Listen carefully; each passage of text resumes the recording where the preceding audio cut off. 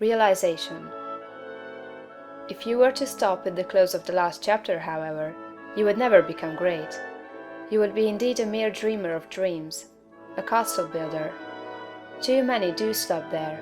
They do not understand the necessity for present action in realizing the vision and bringing the thought form into manifestation. Two things are necessary.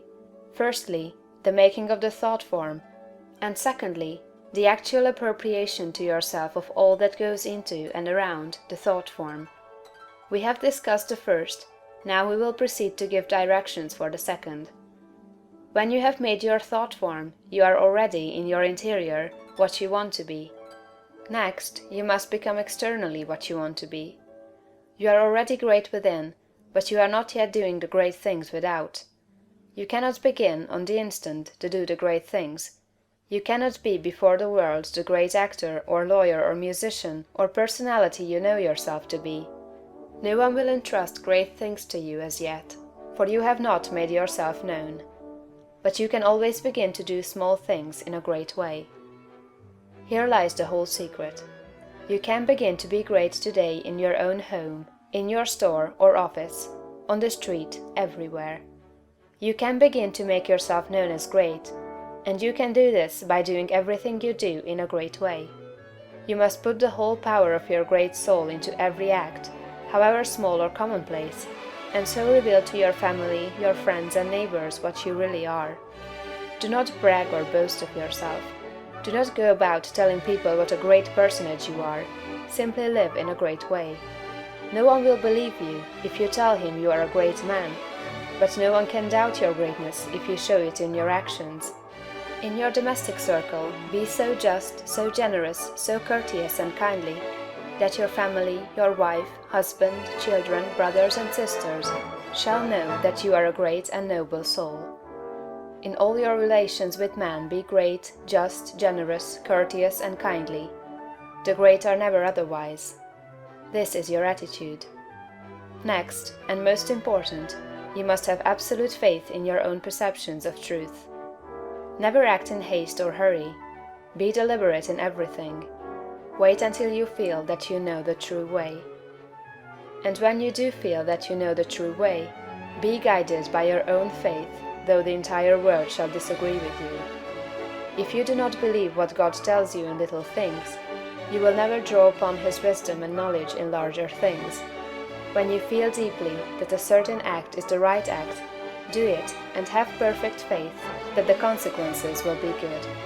When you are deeply impressed that a certain thing is true, no matter what the appearances to the contrary may be, accept that thing as true and act accordingly.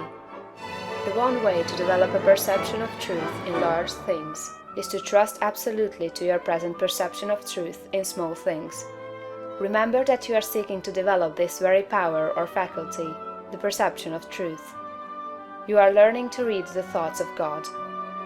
Nothing is great and nothing is small in the sight of omnipotence. He holds the sun in its place, but He also notes a sparrow's fall, and numbers the hairs of your head. God is as much interested in the little matters of everyday life as He is in the affairs of nations. You can perceive truth about family and neighborhood affairs, as well as about matters of statecraft. And the way to begin is to have perfect faith in the truth in these small matters, as it is revealed to you from day to day. When you feel deeply impelled to take a course that seems contrary to all reason and worthy judgment, take that course.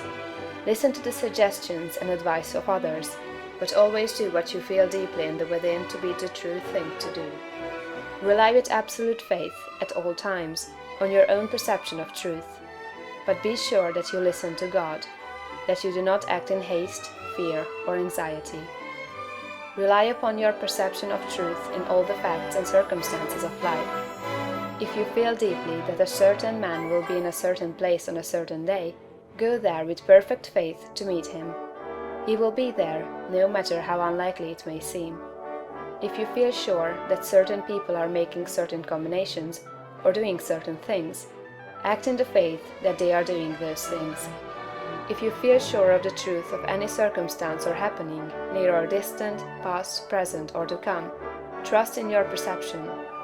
You may make occasional mistakes at first, because of your imperfect understanding of the within, but you will soon be guided almost invariably right. Soon your family and friends will begin to defer more and more to your judgment and to be guided by you. Soon your neighbors and townsmen will be coming to you for counsel and advice. Soon you will be recognized as one who is great in small things, and you will be called upon more and more to take charge of larger things. All that is necessary is to be guided absolutely in all things by your inner light, your perception of truth. Obey your soul, have perfect faith in yourself. Never think of yourself with doubt or distrust, or as one who makes mistakes. If I judge, my judgment is just, for I seek not honor from man, but from the Father only.